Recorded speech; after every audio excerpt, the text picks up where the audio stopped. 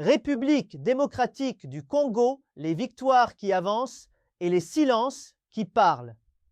La République démocratique du Congo traverse cette CAN 2025 d'une manière particulière, sans bruit excessif, sans promesses grandiloquentes, sans déclarations tonitruantes. Elle avance, simplement.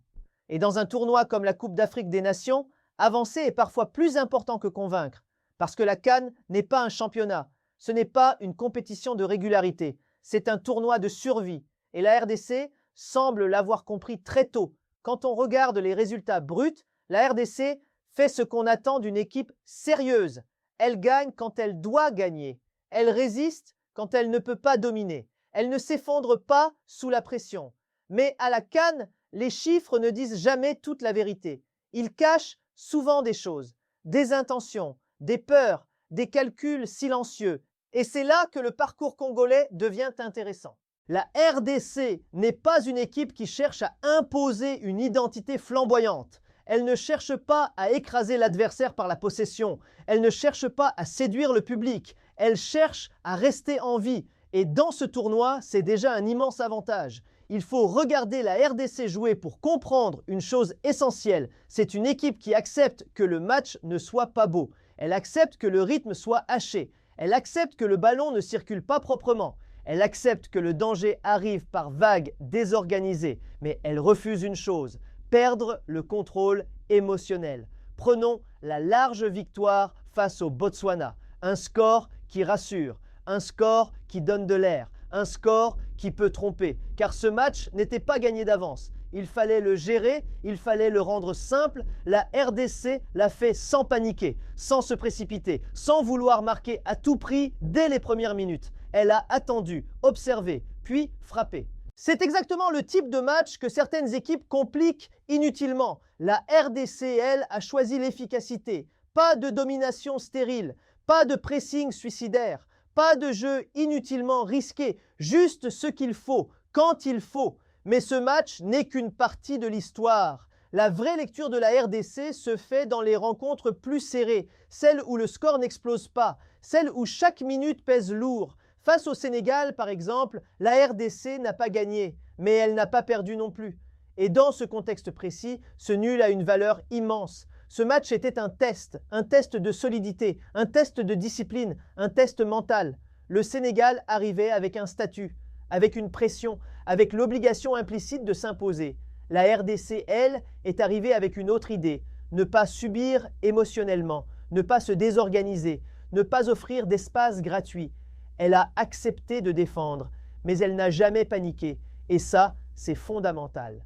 Il y a une grande différence entre subir et résister. Subir, c'est être dépassé. Résister, c'est choisir quand souffrir. La RDC a résisté. Elle a laissé le ballon quand il le fallait. Elle a fermé les espaces centraux. Elle a cassé le rythme sans provoquer inutilement. Ce match n'était pas spectaculaire, mais il était maîtrisé. Et à ce niveau du tournoi, la maîtrise invisible est souvent plus précieuse que la domination visible.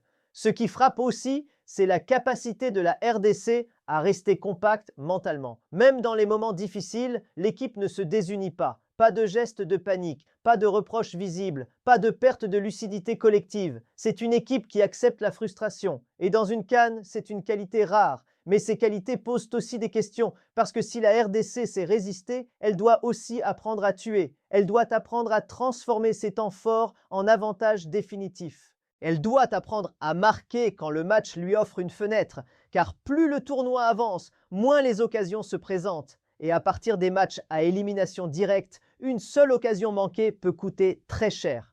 La RDC avance donc avec une forme de lucidité froide. Elle sait ce qu'elle peut faire, elle sait ce qu'elle ne peut pas faire. Elle ne se ment pas, et c'est peut-être là sa plus grande force. Il y a aussi un autre élément à prendre en compte, le regard des adversaires. La RDC n'est pas l'équipe que tout le monde redoute médiatiquement. Elle ne fait pas la une des débats. Elle n'est pas présentée comme favorite. Mais dans les couloirs, dans les vestiaires, sur le banc adverse, le discours est différent. Personne n'a envie de la jouer. Parce que la RDC ne donne rien gratuitement. Elle oblige à travailler chaque action. Elle oblige à rester concentré pendant 96 minutes. Et dans un tournoi aussi intense, c'est épuisant. La RDC est une équipe qui fatigue les autres. Pas physiquement seulement, mentalement.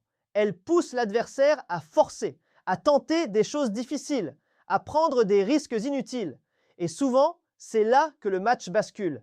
Mais attention, cette approche a ses limites. Si la RDC ne parvient pas à élever son niveau offensif dans les moments clés, elle s'expose à des scénarios cruels, un penalty, un coup de pied arrêté, une erreur isolée.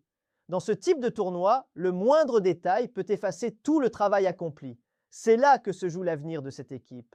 Pas dans sa capacité à résister, elle l'a déjà prouvé, mais dans sa capacité à saisir le moment, à reconnaître l'instant où il faut frapper, à ne pas laisser passer sa chance.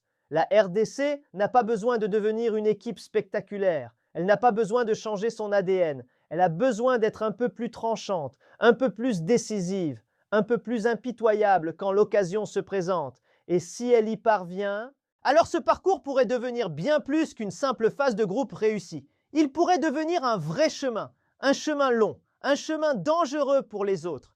Car dans cette CAN 2025, les équipes qui avancent le plus loin ne sont pas toujours celles qui brillent le plus. Ce sont souvent celles qui savent attendre, résister et frapper au bon moment. Et sur ce plan-là, la République démocratique du Congo est très sérieuse. La question n'est donc plus de savoir si la RDC est une bonne équipe. Elle l'est. La question est de savoir si elle est prête à aller là où tout se joue, quand la marge disparaît, quand l'erreur est fatale, quand le tournoi se décide en une action. C'est à ce moment précis que l'histoire de cette équipe s'écrira. Et c'est pour ça que son parcours mérite d'être suivi avec attention. Pas pour le spectacle, mais pour l'attention. Pas pour les promesses, mais pour la réalité. Dis-moi en commentaire.